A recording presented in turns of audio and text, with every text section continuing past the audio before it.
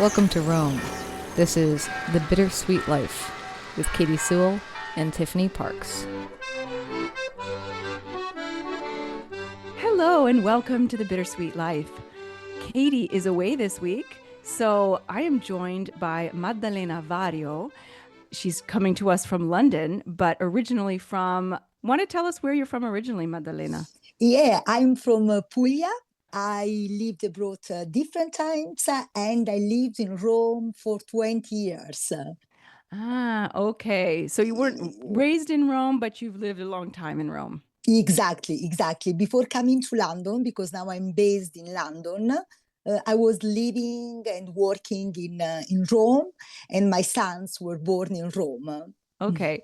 So we asked you to join us today because you are a dating and relationship coach for women who are specifically trying to change relationship patterns that they're in. And I think if I understood correctly from your emails, there is also a sort of expat spotlight on your services that you particularly help women who live abroad. Yes, exactly. That's such a great niche, specific, and I'm sure very helpful to a lot of people. So, I guess what I'm curious about, first and foremost, just as we're starting out, is your expat story. So, you said you were raised in Puglia, but you've lived in a couple of other places. So, when was the first time you moved abroad? What was that experience like? And then where did you go after that? The first time I moved abroad, when I was doing my university in Milan. So I went to Brazil for 6 months in São Paulo. Oh, I studied there. It was a very beautiful experience for me. Then I came back to Milan again, finished my degree, and I decided to move to Dublin. I didn't know exactly which direction to take, and so I needed space for myself to understand myself better. I wanted to improve my English, of course, but more than that, I needed space for myself outside of other people's expectations, I guess. I love that. Outside of other people's expectations. Katie and I talk about that quite a bit. Moving abroad as a way to, as we say, go off the script and live a life sort of on your own terms. So I can certainly understand that. Although I feel maybe just because I live in Italy, we talk about foreigners all the time, Americans, English people, French people, is Australians moving to Italy and their experience living in Italy. We don't talk as much with Italians who have chosen to move out of Italy. And I'll never forget one time when I was just dreaming of moving to Italy. It was not a reality yet. I was talking on while I was on vacation in Italy to a young Italian man, and he said, "You want to move to Italy? I would want to move to America." And I said, "Well, why don't you?" And he said, "Oh no, I'll always live in my hometown my whole life. I'll live with my parents until I'm married." And he said it as if there was no choice, that he didn't have a personal choice in the matter. So I'm interested to talk to you, especially being from Puglia, which is a more traditional part of Italy. What was it about your upbringing, your personality, maybe your formative years that made you, first of all, decide to move to go to university in Milan, which is already a big change for a Southern Italian, but then to go study abroad and live abroad? Yeah, because for me, it's like it was a challenge. I was living that as an opportunity to discover myself better because when you are outside your town, even from Puglia to Milan, from Milan to Dublin, first Brazil, you can discover, you can meet yourself more clearly. For example, for me, living abroad made me more independent. I was very efficient, very driven. When you move abroad and you change countries, what you can discover your independence, but also you can discover the ways you protect yourself. And I think it's an opportunity because at the end you can see things more clearly and you can work on that. So Mm, living abroad is a big opportunity. If you want to challenge yourself, it can be very powerful. I agree. What do you feel like living abroad showed you about yourself? When you are abroad, you don't have your safety. You have to work hard to make things work. You are very focused. It can be very empowering at the beginning, but then I realized, looking back, that this independence was slowly turning into a protection. And this protection was creating distance in my relationships. Okay. What exactly did you feel like you had to protect yourself from as an expat? I make an example. Because you are alone, you have just prove to yourself and to the others you can make it. You start to be very focused on that. And from outside, you can seem very, very strong, very driven. But inside, you have a vulnerable part that you are afraid to show outside because you are afraid to be hurt. You are afraid that you can't make it. And then you start to go on autopilot. So you can reach so many goals, so many objectives, but at the end, you can be very fragile inside because you don't want to be seen, because you are afraid to be hurt. For example, in my case, this barrier, this subtle form of protection was already inside me. But living abroad made it more visible. I see. Yeah, it's like that living abroad amplifies what you have already inside. And Yes. it can be very painful, but it can be an opportunity because you see the way you really are. I think that sometimes when we're in our daily life in a place that's very comfortable to us, we don't necessarily have to face these harsh realities that might cause problems down the line, and we can ignore them more easily if we're on our home turf. Whereas, like you said, when you're abroad, you don't have those protections. So that's very interesting. When did you get it and start to say, this is not working for me? It's a long story. Yeah, because I saw it clearly. It happened in Dublin. Of course, I saw it later, not when it was happening. Because I remember meeting someone, I felt a strong connection to him very quickly. At the beginning, things were nice and calm. And then something interesting happened because when this person was trying to come closer, I would push him away and he would step back, of course. I felt rejected and it was very painful for me. But then, looking back, I realized that it was not just that situation. I had experienced that before and I was experiencing the same later. There was a pattern. I remember that I was watching a TV show and they were saying something like, life keeps showing you the same things until you learn the lesson. And so I thought about my relationships and something was clicking. It took time to understand, but it was very clear to me at a certain point was that I was idealizing people. I was living the relationship in my head because it felt safer. It felt safer, the idea of the relationship, more than the reality of it. And idealizing was a way to live the connection in a safe way. But when the person was trying to come closer, I was afraid to be seen. I was afraid to be hurt. I was afraid to be vulnerable. I also saw the gap between the idea of the person and the reality of the person. And then I would step back, but I was not conscious, so I was not aware of that. It was like an automatic thing I did. And of course, the other person was stepping back and I felt rejected. So I felt that I was unlucky. I said, okay, that's bad luck.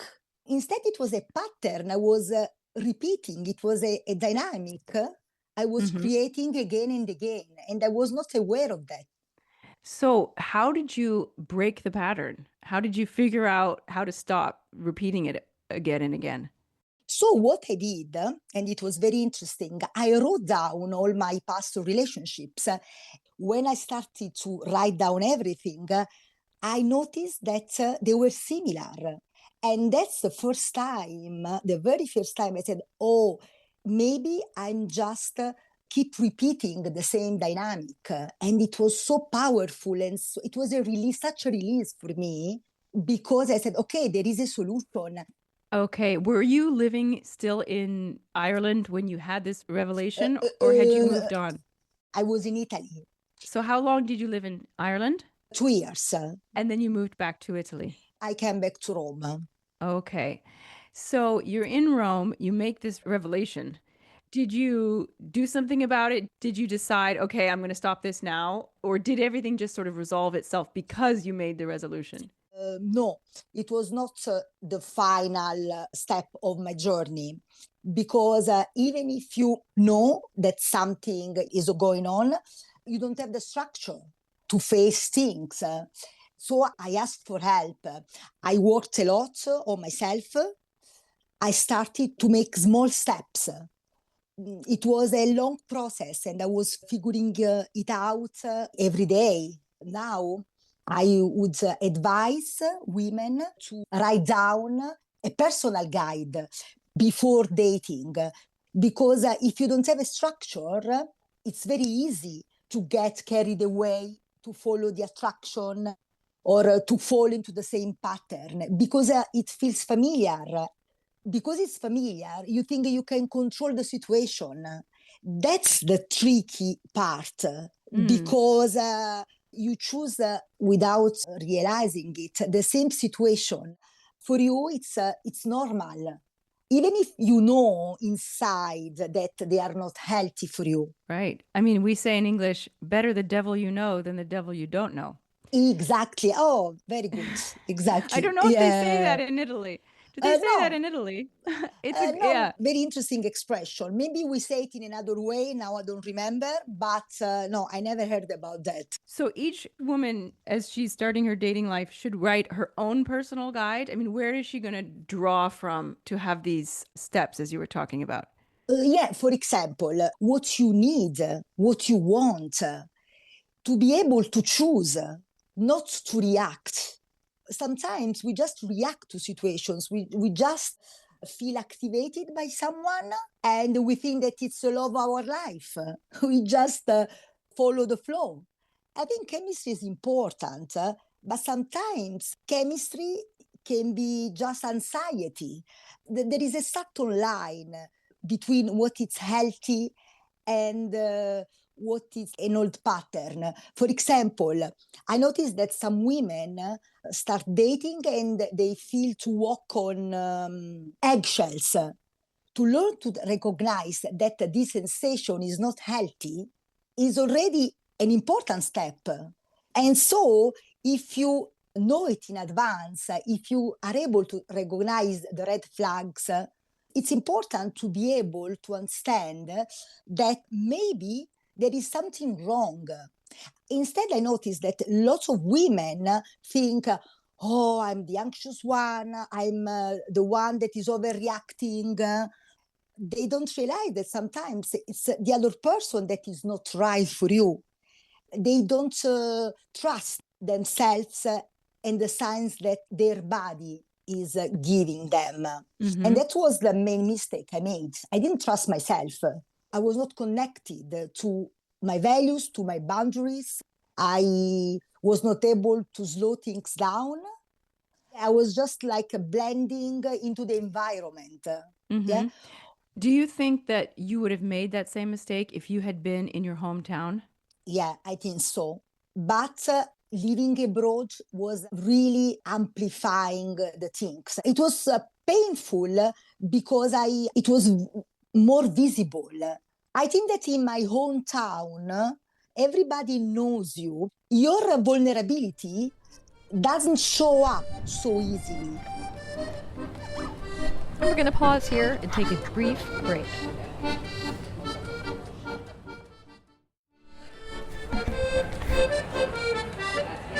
And we're back.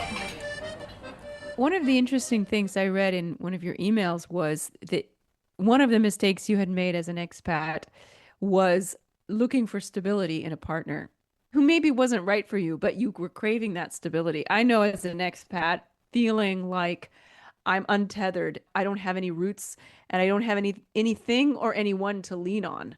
And I can totally see how going for someone very stable would give you a sense of stability when maybe it's not the right person. So can you talk about that experience? Yeah. Actually, I made different mistakes. At the beginning, I was attracted to the cool person. When someone seemed very confident or cool, I was attracted to him. But then I went to the opposite side. I thought that maybe the solution was to settle. So I was choosing someone that was giving me stability, but I knew deep inside that it was not the right person for me. So I saw it a lot in women that when they are unlucky because they make their own choices, they think, oh, no, maybe I think I need a very stable person. But still, it's the other face of the coin. You do another kind of mistake, but at the end, it's not what is good for you. You pass from following the attraction, and then you decide to settle.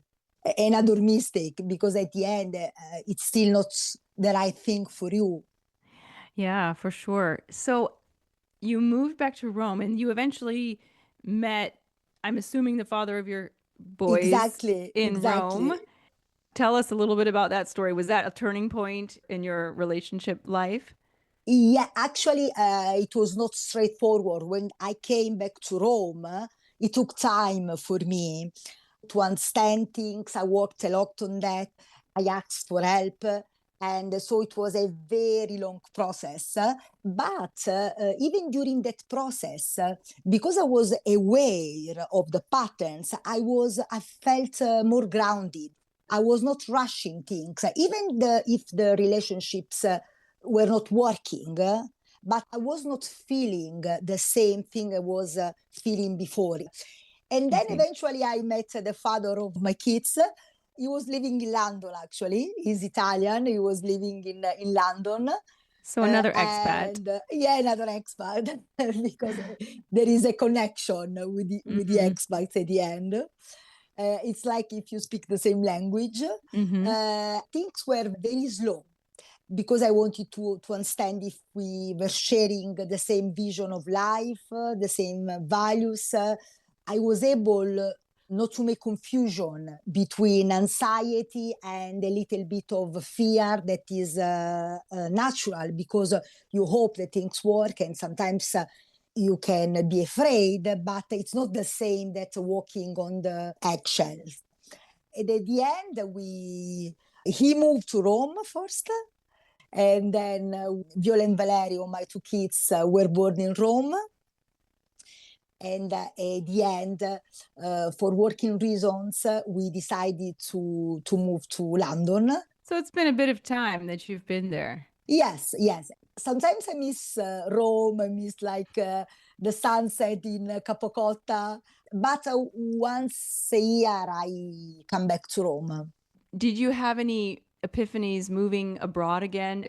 You moved abroad again when you were quite a bit older, when you had a family, I assume were more established in your career. Did it feel like a totally different experience, or did you have some of the same feelings arise from moving to a new country? When I moved to London, I was still working for my company in Italy, in Rome.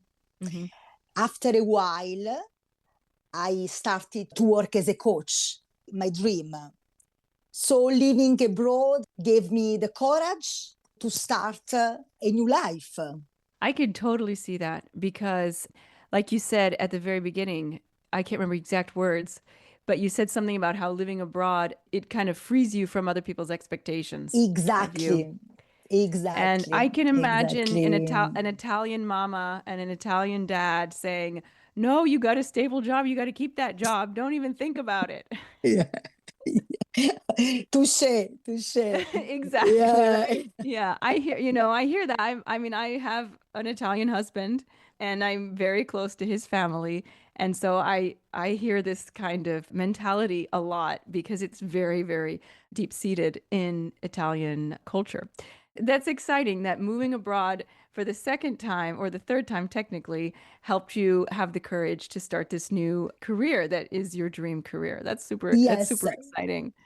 Well, let's talk a little bit. If there was a woman, I know there's lots of them listening, who is dreaming about moving to abroad, or maybe she's planning to move to abroad, or maybe she's already moved.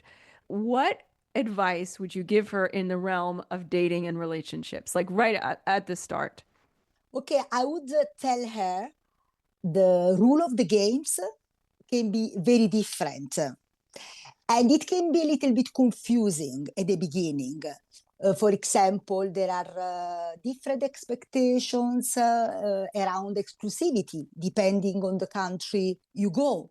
For example, I noticed that people in Brazil are more easygoing in dating. People can communicate differently, or also the pace is different. Things can move much faster in some places.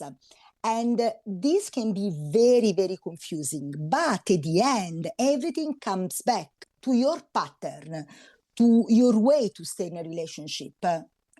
If you know about what you want, if you are able to trust yourself, to set your boundaries, you can date everywhere and you won't get lost because you know yourself and you don't feel the necessity to blend into the environment. Right. And you know what you want. If you know Exactly. yourself, you know what you want. Exactly.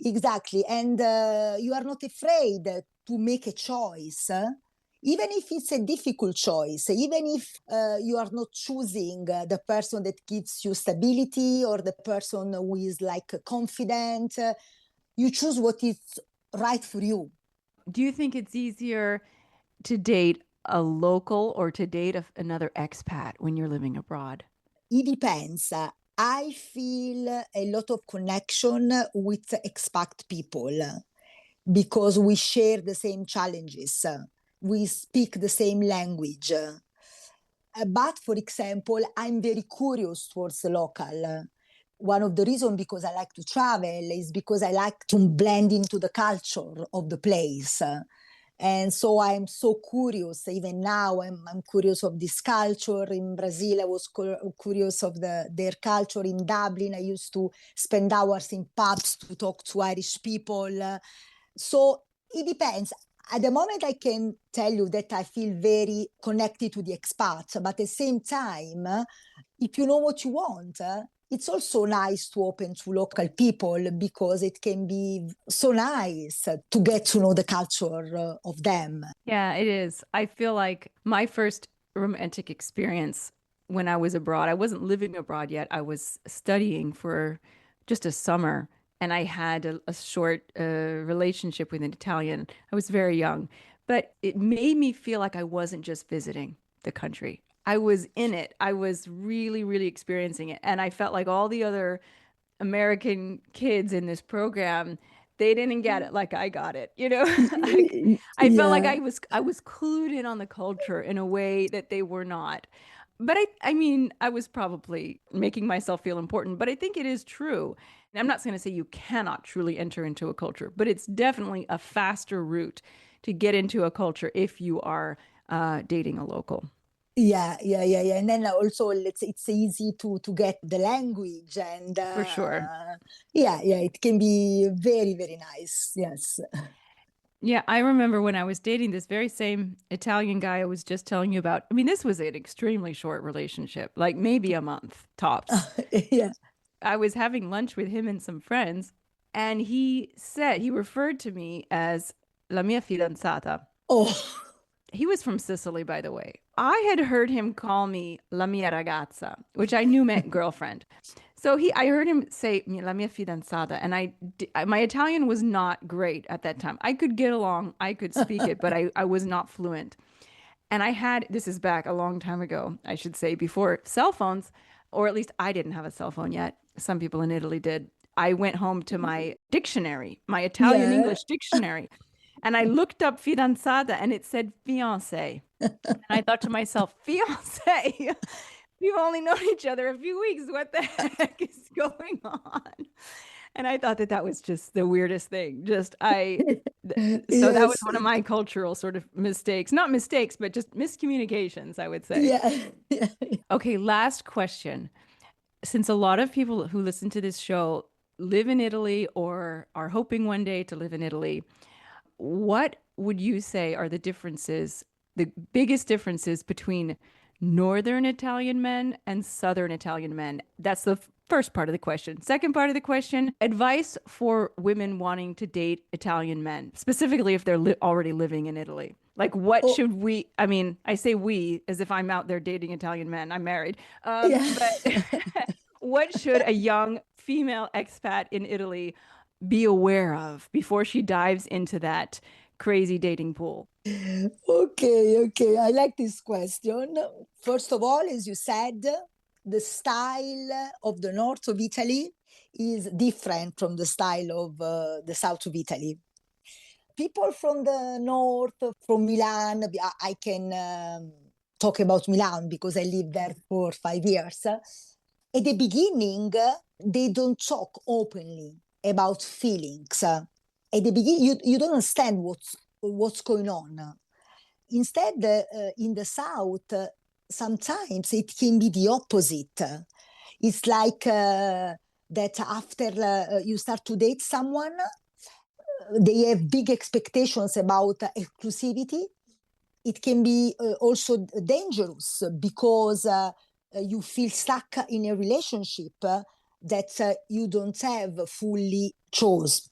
It's good to say things, to say what you think, the way you want to date, so you can slow things down. Because the risk is that you are called la mia ragazza after a month, and it happens. So I relate with that actually. In the north is different, but even in the north, according to me, if you are clear, if you say what you think, what you want, even if the other person is a little bit avoidant, it's better because you don't create misunderstanding. So at the very end, it's always good to say, if you like the other person, just to say that you like this person and you want to get to know him better.